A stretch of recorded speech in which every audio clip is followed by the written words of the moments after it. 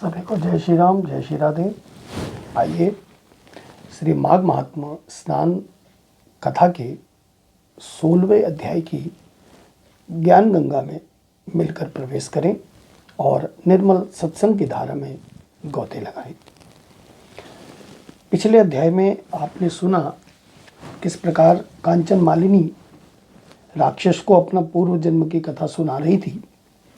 तो कांचन मालिनी ने आगे कहा कि राजपुरोहित से ने जब मेरे उद्धार की मुझे उपाय बताया माघ स्नान का, तो उसी संबंध में मुझे प्रयागराज के संगम स्नान की महिमा बतलाते हुए उन्होंने मुझे कथा सुनाई और कहा कि हे सुंदरी, प्राचीन काल में महर्षि गौतम की जो पत्नी थी अहिल्या, उनको देखकर देवराज इंद्र काम से वशीभूत हो गए।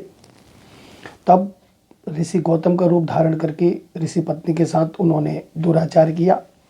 इंद्र का छल ज्ञात होने पर ऋषि पत्नी ने उन्हें शाप दे दिया। शाप से इंद्र का शरीर सहस्त्र योनियों से आच्छादित हो गया।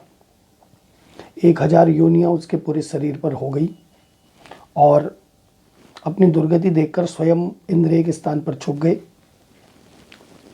स्वर्ग में इंद्र को ना पाकर देवताओं ने जब बृहस्पति जी से पूछा कि इंद्र का कुछ पता नहीं है, कोई नहीं जानता वो कहाँ चले गए। बृहस्पति जी ने ज्ञान दृष्टि से देखने के बाद देवताओं से कहा कि इंद्र ने जो पाप किया है बिना विचार के उसका वो फल भोग रहा है। मुझे ज्ञात है वो कहाँ है। नीति और धर्म का त्याग करने वाले इंद्र की तरह भयानक दुखों को भोगना पड़ता है।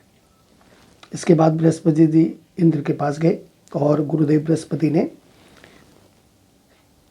इंद्र को देखा तो इंद्र ने उनको चरण स्पर्श कर प्रणाम किया और कहा, गुरुदेव मेरी रक्षा करो, मेरे पाप का प्रायश्चित का कोई उपाय बताइए। तब बृहस्पति जी ने कहा कि हे देवराज, तुम्हारे पाप का प्रायश्चित का एक ही मार्ग है, तुम मेरे साथ चलकर प्रयाग में स्नान करो, प्रयागराज में।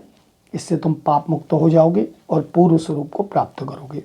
देव गुरु बृहस्पति की आज्ञा पाकर देवराज इंद्र प्रयागराज गए।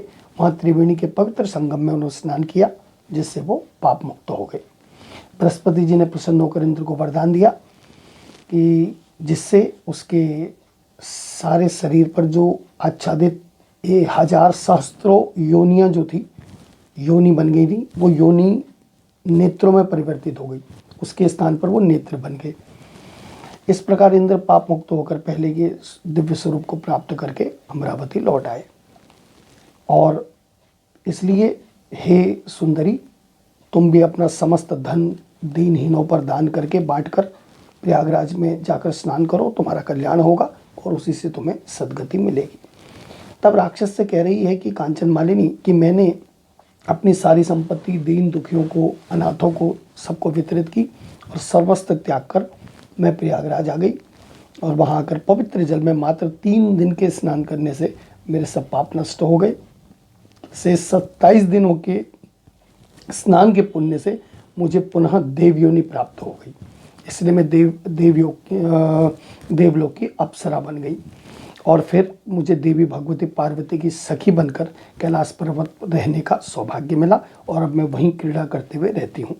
प्रयागराज के माघ स्नान के फल के विषय में मुझे अपने पूर्व जन्म का ये वृत्तांत याद है, इसलिए मैंने तुम्हें सुना दिया।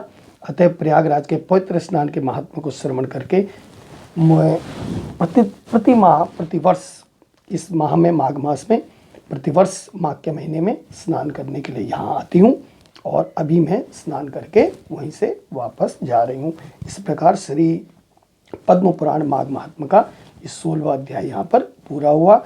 आगे की कथा अगले अध्याय में करेंगे। जय श्री राम।